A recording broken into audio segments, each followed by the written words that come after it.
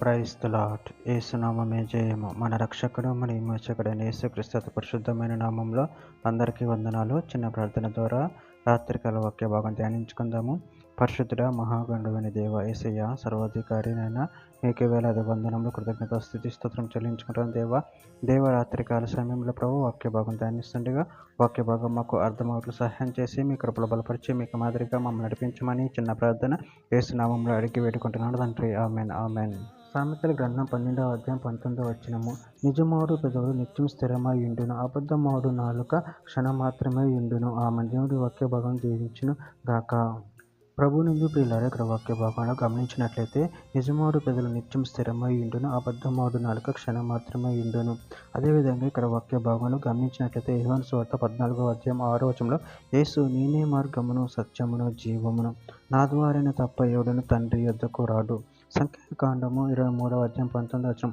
దేవుడు అబద్ధమాడుటకు ఆయన మానవుడు కాడు, పశ్చాత్తాపడుటకు ఆయన నరపుత్రుడు కాడు. ఆయన చెప్పి చేయకుండానా, ఆయన మాట ఇచ్చి స్థాపింపకుండానా. కీర్తన గ్రంథం 15వ అధ్యాయం 1వ వచనము.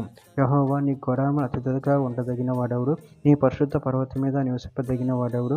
యథార్థమైన ప్రవర్తన కలిగి నీతిని అనుసరించుచు హృదయపూర్వకంగా నిజము పలుకువాడే. ఎఫెసీయులకు రాసిన పత్రిక 4వ అధ్యాయం 25వ వచనం. మనము ఒకరికొకరము అవయవులై ఉన్నాము కనుక మీరు అబద్ధం మారటం మాని ప్రతి వాడును తన పొరుగు వానితో సత్యమే మాట్లాడవలెను. సామెతల గ్రంథం 10వ అధ్యాయం 9వ వచనం. యథార్థంగా ప్రవర్తించువాడు నిర్భయముగా ప్రవర్తించును, కుటిల వర్తనను బయలుపడును. యాకోబు రాసిన పత్రిక 1వ అధ్యాయం 26వ వచనం. ఎవడైనా నోటికి కళ్ళెం పెట్టు కనుక తన హృదయమును మోసపరుచుకొనుచు భక్తి గలవాడని అనుకుని ఎడల వాని భక్తి వ్యర్థమే. కీర్తన గ్రంథం 34వ అధ్యాయం 13వ వచనం. చెడ్డ మాటలు పలకకుండా నీ నాలుకను, కపటమైన మాటలు పలకకుండా నీ పెదవులను కాచుకొనుము. సామెతల గ్రంథము 21వ అధ్యాయం 23వ వచనం. నోటిని నాలుకను భద్రం చేసుకొనిన వాడు శ్రమల నుండి తన ప్రాణమును కాపాడుకొనును.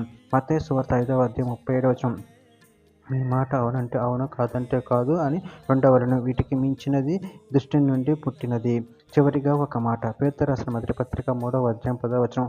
జీవమును ప్రేమించి మంచి దినములు చూడగోరువాడు చెడ్డదాన్ని పలకకుండా తన నాలుకను, కపటపు మాటలు చెప్పకుండా తన పెదవులను కాచుకొనవలెను. ఆమె దేవుడి వాక్య భాగం దీవించును గాక. చిన్న ప్రార్థన చేసుకుందాము.